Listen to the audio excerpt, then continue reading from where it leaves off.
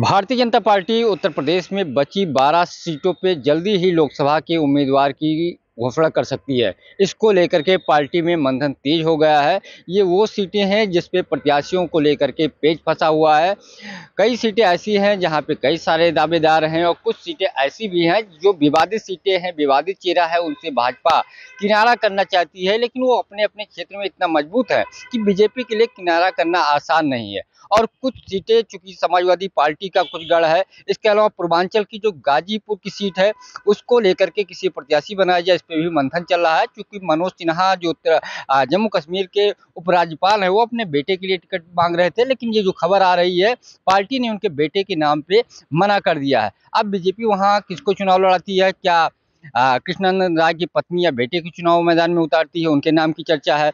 Ballia Lok Sabha seat है, वहां पे भी समाजवादी पार्टी ने ना तब प्रत्याशी उतारे हैं, ना ही भारतीय जनता पार्टी ने। भारतीय जनता पार्टी में जो दो नाम सबसे तेज हैं उसमें नीरज शेखर के साथ साथ उपेंद्र तिवारी जो उत्तर प्रदेश में मंत्री रह चुके हैं, उनके नाम को लेकर के चर्चा है। इसके अलावा प्रयागराज, जहां से रीता बहुगुणा जोशी सांसद थी, लेकिन उनके बेटे विधानसभा चुनाव में समाजवादी पार्टी का दामन थाम लिया था। अब पार्टी रीता बहुगुणा जोशी से भी दूरी बना रही, इसी नाते वहां की सीट पे अभी तक प्रत्याशी नहीं उतारा है।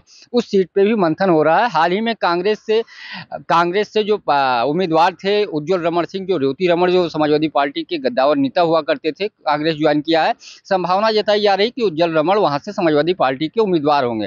ऐसे में भारतीय जनता पार्टी एक बार फिर से मंथन कर रही कि वहां से उम्मीदवार किसको बनाया जाए। सबसे ज्यादा पेच कैसरगंज लोकसभा सीट को लेकर के फंसा है। वहां के जो सांसद हैं ब्रिजभूषण शरण सिंह, 2 बार सांसद रह चुके हैं, तीसरी बार टिकट मांग रहे हैं।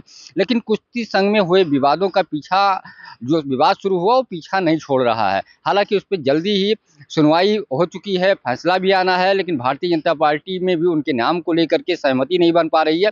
2 बार जब सूची आई तो उनके नाम की घोषणा नहीं हो पाई। उनके नाम पे चर्चा हो रही है। हालांकि वो अड़े हुए चुनाव लड़ने के लिए पार्टी कई और चेहरों पे विचार कर रही है, जिसमें उसी लोकसभा सीट के 2 विधानसभा जो कर्नलगंज और तरफगंज विधानसभा के हैं, वहाँ के जो विधायक हैं प्रेमनारायण पांडे और कर्नलगंज के विधायक अजय सिंह का नाम भी रेस में है। ऐसी कुछ और सीटें हैं जिस पे लगातार पेच फंसा हुआ है। उसको लेकर के जैसे फिरोजाबाद की सीट है, वहाँ पे समाजवादी पार्टी ने उम्मीदवार तो उतार दिया है, लेकिन भारतीय जनता पार्टी की तरफ से अब तक उम्मीदवार नहीं उतारा है। बदायूं की सीट पे चूंकि अभी समाजवादी पार्टी बीजेपी दोनों उम्मीदवार है, लेकिन जो बदायूं से जो सांसद थी भारतीय जनता पार्टी की संगमित्रा मौर्य, उनका टिकट काट दिया है। चर्चा है उनको मैनपुरी डिंपल यादव के सामने चुनावी मैदान में उतारा जा सकता है, लेकिन अभी चीजें स्पष्ट नहीं। वहां से नाम जयवीर सिंह जो उत्तर प्रदेश सरकार में मंत्री हैं, उनका भी चल रहा है। इसके अलावा कन्नौज से सुब्रत पाठक चुनाव तो लड़ रहे हैं, लेकिन समाजवादी पार्टी ने अब तक उम्मीदवार घोषित नहीं किए हैं। इसके अलावा कुछ बलिया की जो सीट है उसकी मैंने आपको बताया, तो ऐसे ही कई जो करीब 1 दर्जन जो सीटें हैं जिस पे भारतीय जनता पार्टी ने अभी उम्मीदवार नहीं उतारे हैं, उसको लेकर के पार्टी में एक बार फिर से मंथन शुरू हो गया है। और चर्चा ये है कि इस सप्ताह भारतीय जनता पार्टी बची हुई सीटों पे उम्मीदवार उतार सकती है।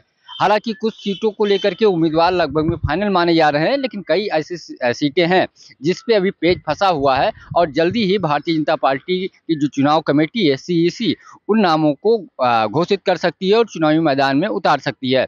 पंकज चतुर्वेदी, TV9 लखनऊ।